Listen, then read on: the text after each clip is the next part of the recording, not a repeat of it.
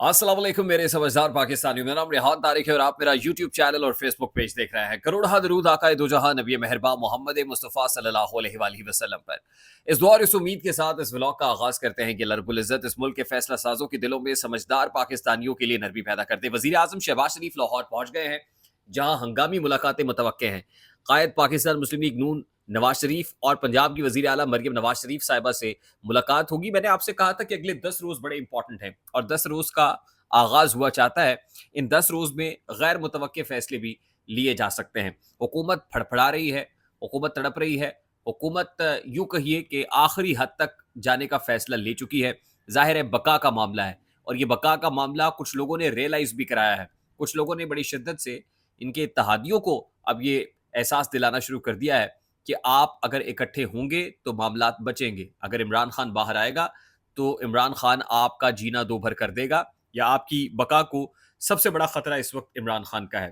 खैर हुआ क्या है, और particularly chief of the army साहब जनरल आसिम मुनीर की आसिफ जरदारी से मुलाकात के बाद कैसे तमाम फैसले तब्दील दिखाई दे रहे हैं, ये तमाम तो डिटेल्स आज के इस व्लॉग का हिस्सा होंगी। लेकिन उससे पहले मैं आपको बता दूं कि कल चीफ इलेक्शन कमिश्नर और इलेक्शन कमीशन के मेंबरान के अगेंस्ट पाकिस्तान तहरीक इंसाफ ने रेफरेंस दायर करने का फैसला कर लिया है।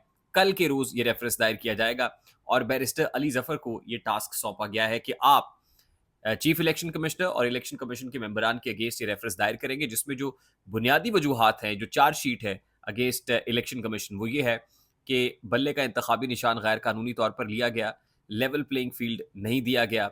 इलेक्शन कमीशन ऑफ पाकिस्तान की जानिब से जो हाल ही में जो मखसूस नशस्तों के केस का मामला है, उसका कुछ हिस्सा भी इस रेफरेंस में शामिल किया जाएगा।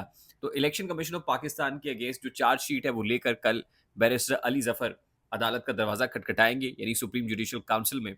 और जुडिशल कमीशन ने जो है इस सारे मामले को देखना है। एसजेसी बुनियादी तौर पर ये जो रेफरेंसेस का मामला है वो टेकअप करती है और उसको डिसाइड करती है। उसके साथ साथ इमरान खान साहब का जो बैन अवी जरीदे को दिया गया इंटरव्यू है वो भी सामने आ गया है। और द टाइम्स को जो उन्होंने जो बात की है उसके अंदर वो ये कहते हैं कि मुझे 7/8 के डेथ सेल में, जहां मखसूस दहशतगर्दों को रखा जाता है, वहां रखा गया है ताकि मैं किसी से मुलाकात ना कर सकूं। फिर वो कहते हैं कि मार्शल लॉ से बदतरीन दौर के अंदर जो इंतखाबात हुए और जिस अंदाज में पाकिस्तान तहरीक इंसाफ को वोटर्स ने निकल के वोट किया, सपोर्ट किया, वो इसका मतलब यह है कि लोग इस सिस्टम से, इस निज़ाम से तंग आ चुके हैं। इसलिए वो आखिरी उम्मीद पाकिस्तान तहरीक इंसाफ को समझते हैं। तो इमरान खान साहब के इंटरव्यूज भी हो रहे हैं, बैन अवी जरीदों में छप भी रहे हैं। आज ही अडियाला जेल से इंपॉर्टेंट खबर यह है कि नैब की टीम 2.5 घंटे तक जेल में इमरान खान और बुशरा बीबी का इंतजार करती रही, लेकिन दोनों जो इन्वेस्टिगेशन रूम है जेल के अंदर उसमें नहीं पहुंच सके। दोनों जिस्मानी रिमांड पे है। जिस्मानी रिमांड 8 रोज का जिस्मानी रिमांड दिया गया था नैब को। मुसलसल नैब टीम मोहसिन हारून की सरबराही में पहुंचती है और पूछगछ हो रही है। लेकिन लगता ही है कि इमरान खान साहब और बुशरा बीबी साहिबा अब उन सवालात से या उस टॉर्चर से तंग आ गए हैं, क्योंकि बताया जा रहा है कि बार बार जो अदालती अमला है वो पहुंचा कि जिस्मानी रिमांड में आप नैब की तहवील में है, लेकिन इमरान खान और बुशरा बीबी नहीं आए, तफ्तीशी रूम में नहीं पहुंचे। और कल ही बुशरा बीबी ने कह दिया था कि नैब टीम की जानिब से उनको धक्के भी दिए गए, उनके साथ जो है वो जो सलूक किया गया वो जस्टिफाइड नहीं था।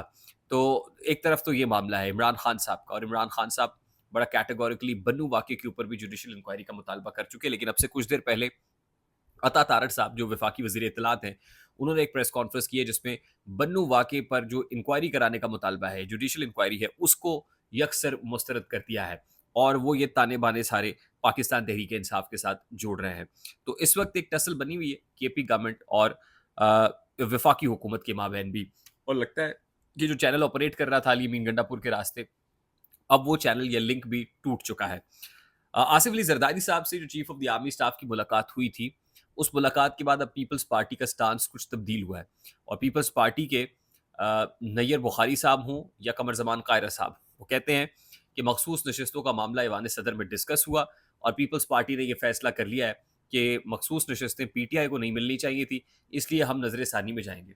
यानी मखसूस नशस्तों के मामले पर मैंने आपको बताया था कि फारूक एच नाइक साहब को आसिफ जरदारी साहब ने यह टास्क सौंपा है कि वो पाकिस्तान पीपल्स पार्टी की जानिब से रिव्यू में जा रहे होंगे। जहां तक आर्टिकल 6 का मामला है, तो आर्टिकल 6 के मामले पर अभी पाकिस्तान पीपल्स पार्टी में कोई कंसेंसस नहीं हो सका, लेकिन मखसूस नशस्तों के मामले के ऊपर पीपल्स पार्टी ने हामी भर ली है कि वो हुकूमत के साथ खड़े होंगे।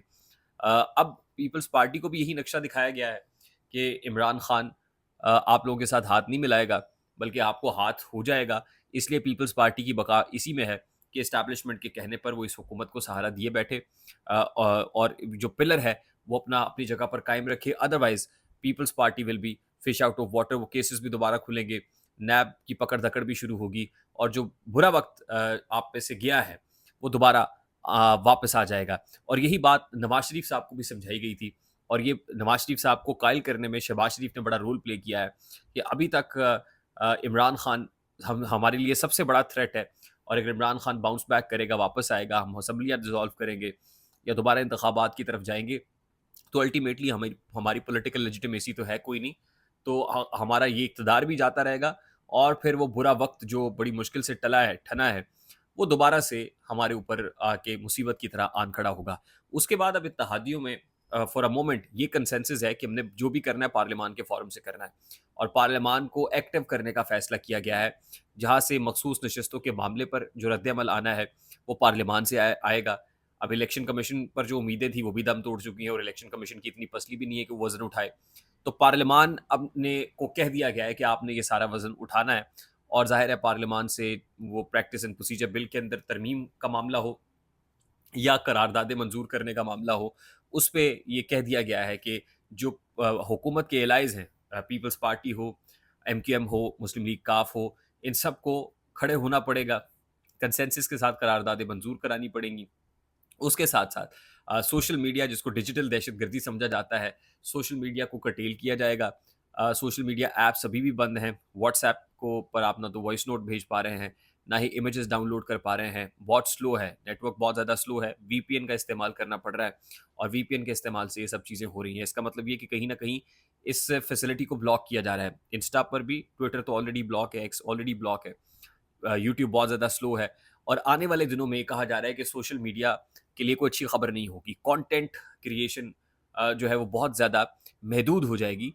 यकसर अगर ये कहा जाए कि सोशल मीडिया की शक्ल तब्दील होकर रह जाएगी, तो ये कहना गलत नहीं होगा, और ज़ाहिर है मुक़्तदरा ये समझती है कि सोशल मीडिया की जो अभी की जो शक्ल है वो डिजिटल दहशतगर्दों की शक्ल है, और इससे डिजिटल दहशतगर्दी हो रही है, तो बड़ा क्रैकडाउन इसके ऊपर होगा। अब जो फायरवॉल इम्प्लीमेंट होगी, उसके बाद जो मेन स्ट्रीम मीडिया है इन पर्टिकुलर, उसके कंटेंट को भी चेंज करने की बात की जा रही है, और वो कंटेंट चेंज करने का ही एक सिलसिला है कि मीडिया मालिकान के साथ डीजीआईएसआई की, डीजीआईएसपीआर की और डीजीसी की मुलाकात भी हुई है।